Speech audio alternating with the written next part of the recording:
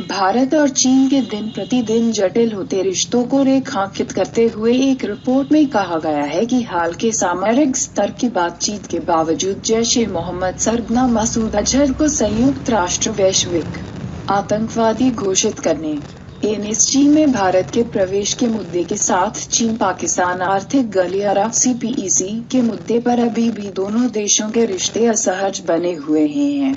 Report में भारत के राजनयिक तौर तरीकों में बदलाव की हिमायत की गई है।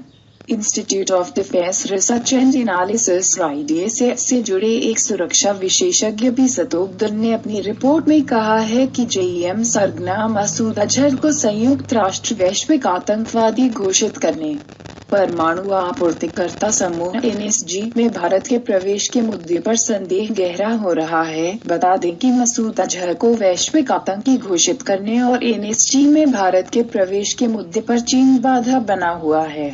इसमें कहा गया है कि चीन की बेल्ट एंड रोड पहल के तहत चीन पाकिस्तान आर्थिक गलियारा भी दोनों देशों के बीच एक महत्वपूर्ण मुद्दा बना हुआ है।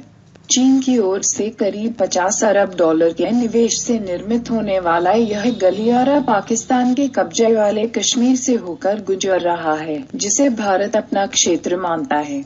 रिपोर्ट में कहा गया है कि इन मुद्दों से स्पष्ट है कि पिछले 2.5 वर्ष में ऐसे द्विपक्षीय मुद्दों से निपटने में वर्तमान तंत्र की उपयोगिता नहीं रह गई है। संवाद की पहल और बेहतर आर्थिक संबंध दोनों देशों के बीच विश्वास का निर्माण करने में मदद नहीं पहुंचा रहा है। विवाद से निपटने के तरीके संघर्ष के बिंदु पैदा कर रहे हैं।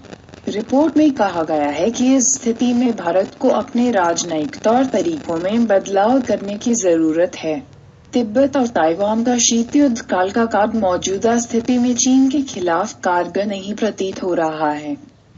आईडीए से जुड़े एक अन्य विशेषज्ञ जैनब अख्तर ने अपनी रिपोर्ट में कहा है कि सीपीईसी को लेकर स्थानीय लोगों में असंतोष भी है, क्योंकि पाकिस्तान सरकार द्वारा इस परियोजना को लेकर कोई स्पष्ट खाका और नीति पेश नहीं की गई है। विभिन्न आकलनों और पूर्वानुमानों से स्पष्ट हो रहा है कि इस परियोजना के लिए करीब $50 अरब के अनुमानित निवेश की बात कहे जाने के बावजूद इस क्षेत्र को इसकी तुलना में काफी कम लाभ होगा।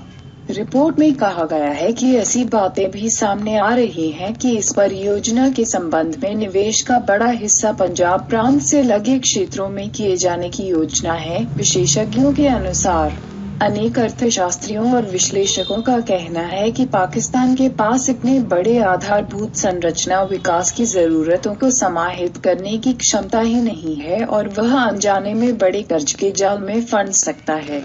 रिपोर्ट में कहा गया है कि पाकिस्तान को इस बारे में भी सचेत रहने की जरूरत है, क्योंकि चीनी लोग कोई भी काम धर्मार्थ नहीं करते और इस ऋण की ब्याज दर काफी उच्च हो सकती है। पाकिस्तान को इस निवेश के एवज में कई तरह का भार करदाताओं पर डालना पड़ सकता है। ऐसे में यह देखना भी महत्वपूर्ण है कि गिलगित बाल्टिस्तान के लोग पाकिस्तान की ओर से दशकों से किए जा रहे सौतेले व्यवहार के खिलाफ प्रदर्शन कर रहे हैं। कुछ लोग अधिक अधिकारों और प्रतिनिधित्व की मांग कर रहे हैं, जबकि कुछ स्वतंत्रता की मांग भी कर रहे हैं। रिपोर्ट में कहा गया है कि गिलगित बाल्टिस्तान क्षेत्र में बेरोजगारी तेजी से बढ़ रही है। इसके कारण इस क्षेत्र से युवाओं का पलायन तेजी से हो रहा है और वे पाकिस्तान के विभिन्न क्षेत्रों और फारस की खाड़ी से लगे क्षेत्रों में पलायन कर रहे हैं।